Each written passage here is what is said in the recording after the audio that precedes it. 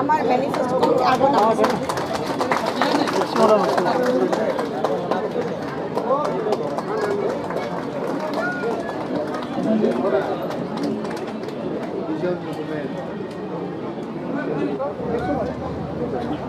সম্মানীয় print media, electronic media, national regional সকলো media আৰু পৰ্টেলৰ সাংবাদিকসকল, মই প্ৰথমতে সকলোলৈ ধন্যবাদ জনাইছোঁ যে আমি এইবেলি অসমত বিজেপি, UPPL আৰু অসম গণ পৰিষদ একত্ৰিত হৈ নিৰ্বাচন যুঁজত অৱতীৰ্ণ হৈছোঁ। আমি NDA হৈ এই নিৰ্বাচন যুঁজত আমি অৱতীৰ্ণ হৈছোঁ আৰু ইয়াত বড়োলেণ্ডৰ ক্ষেত্ৰত বিজেপি, AGP, UPPLৰ লগতে GSPৰো ইয়াতে আমাৰ মিত্ৰতাত অংশীদাৰ হিচাপে আছে আৰু এই হিচাপে আমি সকলো জাতি জনগোষ্ঠীক সাঙুৰি লৈ আমাৰ অঞ্চলৰ উন্নয়নটো লক্ষ্য ৰাখি আমাৰ ভিজন ডকুমেণ্ট আমি তৈয়াৰ কৰিছোঁ আৰু ইয়াত কিছুমান কথা আছে কি আমি আগন্তুক দিনত কৰিবলৈ গৈ আছোঁ আৰু কিছুমান বিষয় আছে ইতিমধ্যে আমি এইটো সম্পন্ন কৰিছোঁ। 66 days যিটো চৰকাৰ চলিছিলে, আমি শপত গ্ৰহণ কৰাৰ পিছত নিৰ্বাচন ঘোষণা কৰালৈকে এইখিনি সময়ত আমি বহুতখিনি কাম ইতিমধ্যে সম্পন্ন কৰিছোঁ আৰু মই আজি আপোনালোকৰ আগত কৈ পেলাই সুখী হৈছোঁ কি আমি যোৱা কাউন্সিল পৰিষদীয় নিৰ্বাচন প্ৰচাৰৰ সময়ত কৈছিলোঁ কি 3 মাহৰ ভিতৰত আমি ভূমিপট্টা প্ৰদান কৰিম, কিন্তু আমি 3 মাহলৈ বাদ চোৱা নাই। এমাহৰ ভিতৰতে 5700 মানুহক আমি ভূমিৰ পাট্টা প্ৰদান কৰিবলৈ সক্ষম হৈছোঁ আৰু যোৱা 17 বছৰত আপোনালোকে সকলোৱে জানে যে সৰু সুৰা চাকৰি যদি পাব লাগে তেনেহ'লেও বহুত ঘোষ দিব লগা হৈছিলে, লাখ লাখ টকাৰ ঘোষ দি চাকৰি কিনিব লগা হৈছিলে। যি চাকৰিবিলাক পাৰ্মানেণ্ট নহয়, যি চাকৰিবিলাক ৰেগুলাৰ নহয়, এইবিলাক চাকৰিও বহুখিনি টকা ধন দি পেলাই এইটো মানে কিনিব লগা হৈছিলে। কিন্তু আপোনালোকে দেখিবলৈ পালে আমাৰ চৰকাৰ 1.5 মাহ হোৱাৰ লগে লগে আমি 2060জন শিক্ষক এপইণ্টমেণ্ট প্ৰদান কৰিছোঁ আৰু তাত 1 টকাও লোৱা হোৱা নাই। এটা স্বচ্ছ আৰু নিকা গভৰ্ণমেণ্ট গঢ়ি তোলাৰ স্বাৰ্থত, আমাৰ কৰাপশ্যনটো জিৰ' কৰাৰ স্বাৰ্থত আমি এইখিনি কাম ইতিমধ্যে সম্পন্ন কৰিছোঁ আৰু ৰাইজে সন্তুষ্ট হৈছে।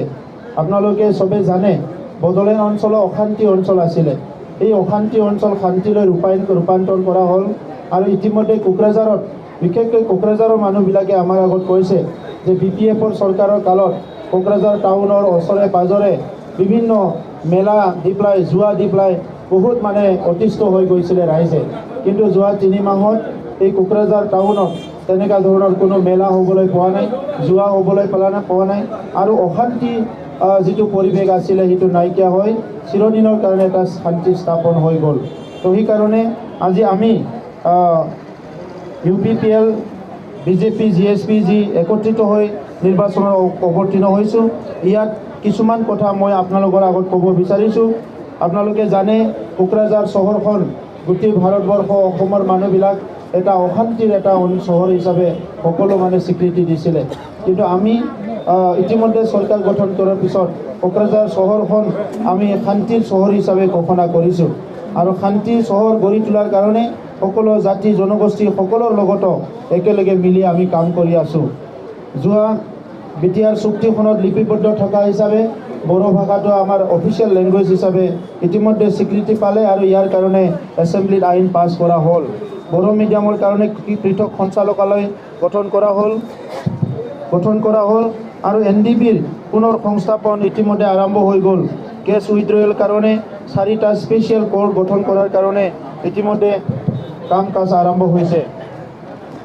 আপোনালোকে জানে যে আমাৰ BTR চুক্তিত বহুখিনি অনুষ্ঠান প্ৰতিষ্ঠান আমি পাবলৈ সক্ষম হৈছিলোঁ আৰু সেই অনুষ্ঠান প্ৰতিষ্ঠানৰ ভিতৰত আছে দুখনকৈ মেডিকেল কলেজ, ইয়াত NIT আছে, কালচাৰেল কমপ্লেক্স আছে, আৰু বিভিন্ন আঁচনিবিলাক আমাৰ হাতত আছে। আৰু ইয়াত ভাৰতৰ গৃহমন্ত্ৰী ডাঙৰীয়াই আমাৰ যিটো BTR চুক্তিৰ 1 year যিটো চেলিব্ৰেশ্যন ইয়াত আহি পেলাই কিছুমান অলৰেডি মুকলি কৰি থৈ গৈছে। আৰু সেই মুকলি কৰা প্ৰকল্পবিলাক আমি ইতিমধ্যে সম্পন্ন কৰাৰ কাৰণে আগবাঢ়ি আছোঁ।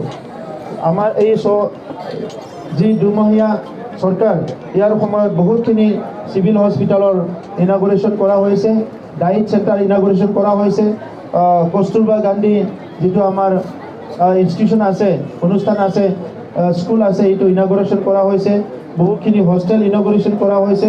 আৰু তেনেকুৱা বহুতখিনি কাম আমাৰ ইতিমধ্যে আমি সম্পন্ন কৰিছোঁ। আপোনালোকে জানে যে চৰকাৰ গঠন কৰাৰ 15 দিন পিছতে অসম চৰকাৰে আমাক এটা এৱাৰ্ড দিছিলে। সেইটো আছিলে আমাক 500 কোটি টকা ৰাস্তা নিৰ্মাণৰ কাৰণে দিছিলে। আৰু সেইটো গুডউইল মিছনত ইতিমধ্যে ৰাস্তা ঘাট নিৰ্মাণ কৰা কাম আৰম্ভ হৈ গৈছে। আৰু ইয়াৰ লগতে যোৱা বছৰটোত যিখিনি ফাণ্ড মুকলি দিয়া নাছিলে কৰোণা ভাইৰাছ আৰু বিভিন্ন পৰিৱেশত, এই ফাণ্ডখিনি মুকলি কৰি পেলাই আমি ইতিমধ্যে আমাৰ বিভিন্ন শিতানৰ কাম কাজ আমি আৰম্ভ কৰিছোঁ। তো আমি শিক্ষা খণ্ডত কিছুমান কাম হাতত লৈছোঁ। মেজৰ যিটো কাম আছে এইটো কেৰিয়াৰ ছাৰ্ভেৰ কাম এটা আৰম্ভ কৰিছোঁ। আমাৰ বহুত প্ৰতিভাৱান ল'ৰা ছোৱালী ছাত্ৰ ছাত্ৰীসকলে কেৰিয়াৰ বাছনি কৰিব নোৱাৰাৰ ফলত তেখেতসকলে আধাতে ড্ৰপ আউট হৈ পেলাই তেখেতসকলৰ জীৱনৰ লক্ষ্যত উপনীত হ'ব নোৱাৰা হয়। সেইকাৰণে আমি ইতিমধ্যে কেৰিয়াৰ ছাৰ্ভে আমি আৰম্ভ কৰিছোঁ। কৃষি খণ্ডক জাগৰণ অনাৰ কাৰণে প্ৰত্যেকটো ব্লকত আমি ফাৰ্ম মেচিনাৰী বেংক বা কাষ্টম হায়াৰিং চেণ্টাৰ স্থাপন কৰাৰ কাৰণে ডিচিশ্যন লৈছোঁ। আৰু অলৰেডি কিছুমান ব্লকত প্ৰায় 15টা ব্লকত কাষ্টম হায়াৰিং চেণ্টাৰ হিচাপে ইতিমধ্যে বহুত মেচিনাৰীবিলাক আহি গ'ল। ইয়াৰ লগে লগে কৃষি খণ্ডতে আৰু কিছুমান আমি প্ৰগ্ৰাম হাতত লৈছোঁ। কৃষকসকলক স্কিল ডেভেলপমেণ্ট কৰা, মাটি চইল টেষ্ট কৰা, তেনেকুৱা কিছুমান প্ৰগ্ৰাম আমি হাতত অলৰেডি ইতিমধ্যে লোৱা হৈছে। ডিজিটেল বড়োলেণ্ডৰ কাৰণে কিছুমান কাম আমি আৰম্ভ কৰিছোঁ। চৰকাৰ গঠন কৰাৰ পিছতে 1 জানুৱাৰীত আমি পৰ্টেল এটা আৰম্ভ কৰিছোঁ, গ্ৰিভেন্সেছ ৰিড্ৰেছেল পৰ্টেল বুলি পেলাই। তাত আমাৰ বিভিন্ন মানুহে ফোন কৰি ইতিমধ্যে কোনে IOR পেয়াময় ঘৰ পোৱা নাই, কোনে জব কাৰ্ড পোৱা নাই, কোনে ৰেচন কাৰ্ড পোৱা নাই, এই কথাবিলাক আমাক ইতিমধ্যে জনাই দিয়া হৈছে, অৱগত কৰা হৈছে। আৰু সেইখিনি লৈ পেলাই এই সমস্যাবিলাক সমাধান কৰাৰ কাৰণে আমি আগবাঢ়ি আছোঁ। তো মই আৰু বহুখিনি কথা ইয়াত আছে। মানৱ সম্পদ উন্নয়নৰ কাৰণে, দক্ষতা বিকাশৰ কাৰণে বহুতখিনি আমি আঁচনি লৈছোঁ। আৰু সেই আঁচনিবিলাক ৰূপায়ণ কৰিব পাৰিলে সঠিক সময়ত আমি ৰূপায়ণ কৰিম বুলি ঠিক কৰিছোঁ। আৰু সেই আঁচনিবিলাক ৰূপায়ণ কৰাৰ লগে লগে আমাৰ অঞ্চলটো বহুত আগবাঢ়ি যাব। মহিলাসকলৰ ক্ষমতাটো অধিক কৰাৰ কাৰণে কিছুমান আঁচনি লোৱা হৈছে। যোৱা নিৰ্বাচনত আমি ঘোষণা কৰিছিলোঁ এখন আমাৰ ছেল্ফ হেল্প গ্ৰুপ যিটো আছে, এই ছেল্ফ হেল্প গ্ৰুপে ৭৫,০০০ কোটি টকা পাব লাগে। ইতিমধ্যে NRLMৰ পৰা প্ৰায় ৪,৭০০ আমাৰ ছেল্ফ হেল্প গ্ৰুপে ৫০,০০০ কোটি টকা পাবলৈ সক্ষম হৈছে। আৰু সেই ছেল্ফ হেল্প গ্ৰুপবিলাকক আমাৰ চৰকাৰৰ পৰা আমি এডিশ্যনেল 30,০০০ কোটি টকা দি তেখেতসকলক 80,000 কোটি অনুদান দিয়াৰ কাৰণে বা টকা দিয়াৰ কাৰণে ব্যৱস্থা কৰা হৈছে। তো ইতিমধ্যে অন্তৰ্গাঁথনিৰ কাৰণেও কিছুমান আমি প্ৰগ্ৰাম হাতত লৈছোঁ। আৰু আপোনালোকে জানে ইলেকশ্যনত আমি ঘোষণা কৰিছিলোঁ যে 40টা যিটো আমাৰ এছেম্বলি BTR কাউন্সিল ছেগমেণ্ট আছে, এই 40টা কাউন্সিল ছেগমেণ্টত এখন কনষ্টিটুৱেঞ্চিত এখনকৈ MCLA অফিচ গঠন কৰাৰ কথা কৈছিলোঁ। আৰু ইতিমধ্যে আমি এটা প্ৰপ'জেল তৈয়াৰ কৰি এইটো NECত পঠাই দিছোঁ। এই 40টা আমাৰ যিটো কনষ্টিটুৱেঞ্চি আছে, প্ৰত্যেকটো কনষ্টিটুৱেঞ্চিত EM সকলে MCLA সকলে তাত বহি পেলাই ৰাইজক লগ কৰিব পাৰিব। তো তেনেকুৱা বহুতখিনি আঁচনি আমি হাতত লৈছোঁ। আৰু কোকৰাঝাৰত আমি প্ৰায় 2000 কেপাচিটিৰ এটা অডিটৰিয়াম স্থাপন কৰিবলৈ গৈ আছোঁ। তো থুলমূলতে মই এইখিনি কথা আপোনালোকৰ আগত কৈছোঁ। আৰু এই টি টাইপৰ মজুৰি যিটো আছিলে অতি কম হোৱাৰ কাৰণে টি টাইপৰ আমাৰ জনগণে বহুত অশান্তিত আছিলে। আৰু আমি যিহেতু এটা ষ্টেট নহয়, এটা চেণ্ট্ৰেল গভৰ্ণমেণ্ট নহয়, আমি কাউন্সিলে, তথাপিতো আমাৰ অঞ্চলত থকা টি টাইপৰ যিখিনি আমাৰ ভাইসকল আছে এই সকলৰ কাৰণে আমি বোনাছ ৱৰ্কিং ডেত 20 টকা কৰি বোনাছ আমি দিবলৈ ঠিক কৰিছোঁ। আৰু সেই বোনাছটো 2টা কিস্তিত আমি দিয়াৰ কাৰণে ঠিক কৰিছোঁ এটা খ্ৰীষ্টমাছত আৰু এটা দুৰ্গা পূজাত দুটা কৃষ্টিত এই বোনাছটো দিয়াৰ কাৰণে ঠিক কৰিছোঁ আমাৰ যিবিলাক গৰীব আমাৰ মানুহ আছে যিসকলে আজি পিঠা বিক্ৰী কৰি হাজিৰা মুজিৰা কৰি খাব লগা মহিলাসকল আছে তেখেতসকলক 10,000 কৰি অনুদান দিয়াৰ কাৰণে আমি ঠিক কৰিছোঁ প্ৰত্যেকটো VCDCত আমি ইতিমধ্যে এটা বায়োফক যিটো মাছ পালন কৰা এটা ইউনিট এটা ডেভেলপ কৰিবলৈ লৈছোঁ দুটা লেয়াৰ ফাৰ্ম দিয়াৰ কাৰণে আমি ঠিক কৰিছোঁ আৰু পিকেৰী গোটেৰী আৰু ডায়েৰী ফাৰ্ম খোলাৰ কাৰণে আমি ইতিমধ্যে আঁচনি পাছ কৰাইছোঁ আৰু ইয়াৰ লগতে আপোনালোকৰ আগত মই ক'বলৈ পাই সুখী হৈছোঁ আমাৰ যিখিনি ছাত্ৰ ছাত্ৰী আছে ক্লাছ 1 to ক্লাছ 8 যিমান ছাত্ৰ ছাত্ৰী আছে তেখেতসকলক ভাল এখন বেগ দিয়াৰ ব্যৱস্থা কৰা হৈছে আৰু ইয়াৰ লগতে ক্লাছ 8 to ক্লাছ 12 যিখিনি ল'ৰা আছে যিসকলে আজি সুবিধা পোৱা নাই সেইখিনিৰ কাৰণে চাইকেল দিয়াৰ ব্যৱস্থা কৰা হৈছে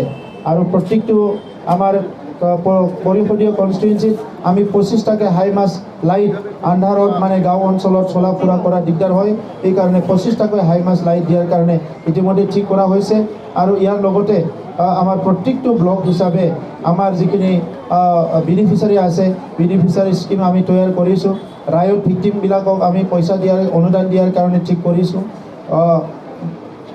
মুঠতে আমি এইটোৱে আমাৰ চৰকাৰে আমি দল হিচাপে আমাৰ চৰকাৰ হিচাপে আমি ঠিক কৰিছোঁ যে ৰাইজে আগবাঢ়ি যাব লাগিব অৰ্থনৈতিকভাৱে স্বাৱলম্বী হ'ব লাগিব শিক্ষা খণ্ডটো টনকিয়াল হ'ব লাগিব ইনফ্ৰাষ্ট্ৰাকচাৰ ঠিক হ'ব লাগিব আৰু সেই গোটেইখিনি কথা লক্ষ্য ৰাখি আমাৰ ভিজন ডকুমেণ্টটো আমি তৈয়াৰ কৰিছোঁ আৰু মই আশা কৰিছোঁ এই ভিজন ডকুমেণ্টে আমাক অনাগত দিনত আমাক গাইড কৰিব আৰু এই ভিজন ডকুমেণ্টটো লৈ পেলাই আমি আমাৰ বিটিআৰ অঞ্চলৰ 35 লক্ষ জনসাধাৰণক আগুৱাই লৈ যাব পাৰিম এইটো আমি বিশ্বাস ৰাখিছোঁ আপোনালোকে